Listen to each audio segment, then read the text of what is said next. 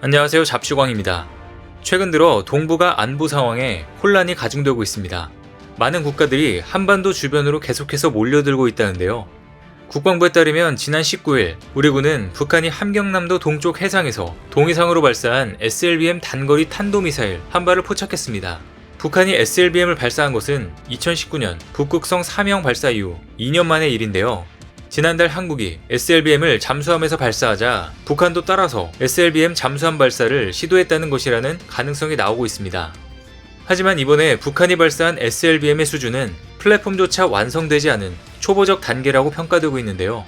한국의 SLBM 기술과 비교하면 10년 정도 뒤처져 있다는 의견도 나왔습니다. 그러나 계속되는 북한의 미사일 실험을 항상 잘 지켜보긴 해야 하는데요. 이런 가운데 일본의 기시다 총리는 북한이 탄도미사일을 발사한 것에 대해 본인들이 공격을 받을 수도 있다며 적기지 공격 능력도 포함하겠다며 강경하게 나왔습니다. 그런데 이번에 일본의 미사일 탐지 능력 자체가 문제가 되고 있는 것인데요. 우리나라와 일본은 북한 탄도미사일에 대한 탐지 결과가 달랐습니다. 우리는 북한이 단거리 탄도미사일 한 발을 발사했다고 발표한 반면 일본은 두 발이라고 밝힌 겁니다. 그런데 알고 보니 실제로 북한은 탄도미사일 한 발을 발사했던 것으로 밝혀졌는데요. 도대체 일본이 밝힌 두 발 중 나머지 한 발은 어디로 간 것일까요?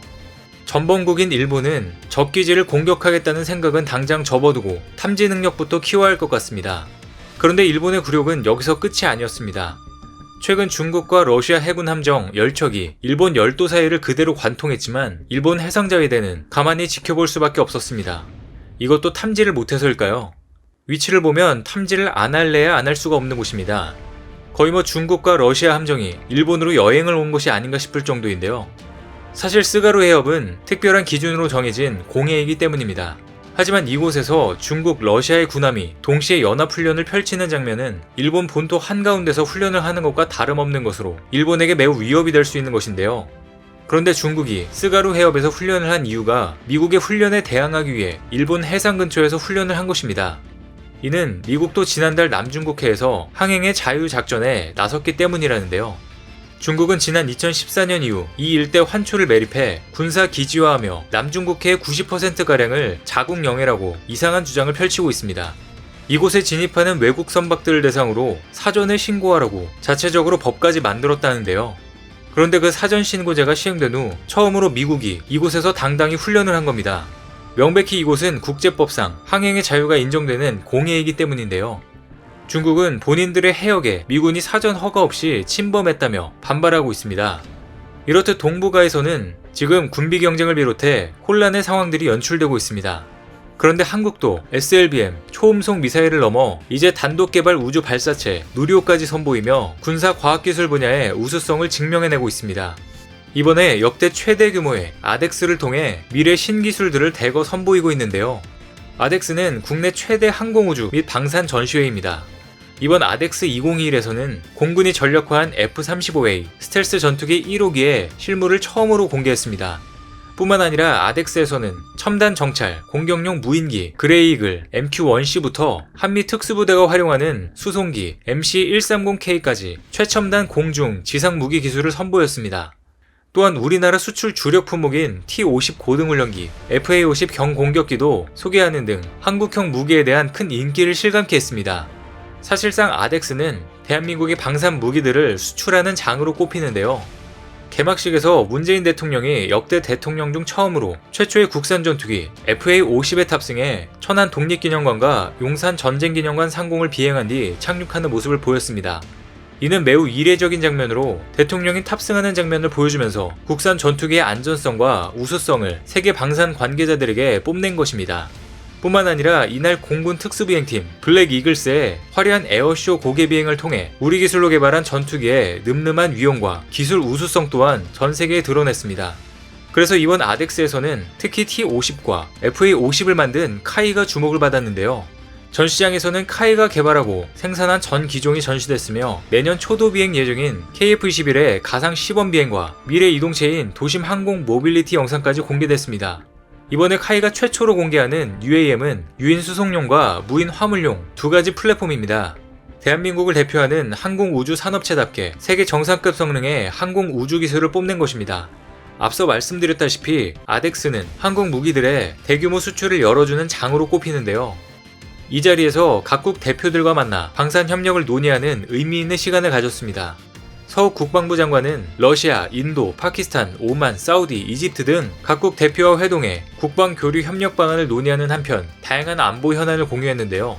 이처럼 아덱스를 계기로 방산 협력 논의가 본격화하고 있는 가운데 카이의 훈련기가 미국의 최대 400대 진출할 가능성이 있다는 소식까지 흘러나와 군 관계자들을 깜짝 놀라게 하고 있습니다.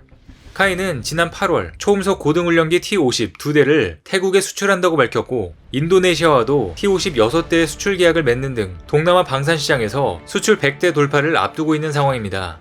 그런데 최근 카이의 수출 비법이 밝혀지면서 전세계를 또 한 번 놀라게 했습니다. 그것은 바로 동남아 국가에서 K-POP 등 한국 문화의 인기가 상당한 점을 이용해 수출 마케팅 전략을 짜는 것인데요. 실제로 카이 전투기 마케터들은 동남아 국가의 의사결정권자를 만날 때 자녀에게 주라며 BTS 브로마이드나 CD를 선물했다고 합니다. 특히 BTS 브로마이드나 CD는 한국에서 구매했다는 사실이 드러나도록 한글만 적혀 있어야 한다는데요. BTS의 효과는 단순 문화, 컨텐츠적인 요소를 넘어서 대한민국의 방산 수출까지 상당한 폭발력을 보여주며 도움을 주고 있습니다. 그런데 이처럼 세계 여러 나라에서 국산 고등훈련기 T-50을 주목하고 있는 가운데 미국 수출에도 청신호가 켜졌습니다. 지난 2018년 미 공군 고등훈련기 수주 사업에서 탈락의 고배를 마셨던 한국의 역습이 시작된 겁니다. 현재 미 공군은 T-38 훈련기를 교체하는 사업을 진행 중입니다. T-38은 F5의 훈련기 버전으로 매우 노후화된 기체인데요. 그 가운데 고등 전술 훈련기를 최소 100대에서 최대 400대까지 도입할 계획을 갖고 있다는 것입니다. 그런데 이번에 공개된 RFA의 훈련기 요구사항을 보면 T-7A의 스펙을 상회하는 등 카이의 T-50A에 매우 유리한 조건이 많이 나왔습니다. 차기 훈련기 스펙으로 내세운 것은 마 0.9의 속도, 무장과 다양한 미래 임무를 장착할 수 있는 하드포인트, 최대 30분 이상의 전술 능력, 무엇보다 실전에 투입될 수 있는 전투기 수준의 능력을 요구하고 있는 것으로 알려졌습니다. 반면 보잉의 T-7A는 무기에 대한 외부 하드포인트가 부족하고 선택적인 공중급유 시스템을 갖추고 있다며 낮은 기술 성능을 언급했습니다. 사실 성능만 보면 T-50A가 훨씬 더 우수하지만 과거 18조 원 규모의 미 공군 훈련기 수주에서는 보잉사의 T-7A의 저가 입찰로 수주를 놓쳤었습니다. 그런데 T-7A가 가격이 싼 이유는 3D 프린터를 사용해 가격을 대폭 낮췄기 때문인데요. 하지만 이렇게 저가 설계를 실제로 적용하려고 보니 역시 큰 문제가 발생했습니다. T-7A 레드호크 훈련기의 경우 지금 윙락 현상과 같은 치명적인 문제로 2023년 이후 양산을 연기하는 사태가 벌어진 겁니다. 현재 T-7A는 윙락부터 고각 비행 시 불안정까지 총체적인 문제를 겪고 있는 것으로 알려졌습니다. 그런데 보잉은 윙락 현상을 하드웨어가 아니라 소프트웨어로 잡으려고 하면서 많은 의문을 낳고 있습니다. 사실상 미 공군이 제시한 요건에 가장 부합되는 성능을 갖춘 것은 현존하는 기종 중에 T-50A밖에 없는 것 같습니다. 모든 영역의 훈련기와 전투기를 커버할 수 있는 능력을 갖췄기 때문입니다. 카이가 독자 기술로 개발한 T-50은 TA-50 전술 입문기, FA-50 경공격기 등 확장도 가능합니다. 아시아를 넘어 이번에는 미 공군이 수주 조건으로 훈련기의 기술력을 강조하고 있는 만큼 앞으로 T-50A에 반가운 소식이 조만간 들려오길 기대해보겠습니다. 오늘 준비한 소식은 여기까지입니다. 댓글을 통한 여러분들의 많은 의견 기다리겠습니다. 많은 분들의 생각이 모였을 때 진정 가치 있는 지식이 완성될 것입니다. 시청해주셔서 감사합니다.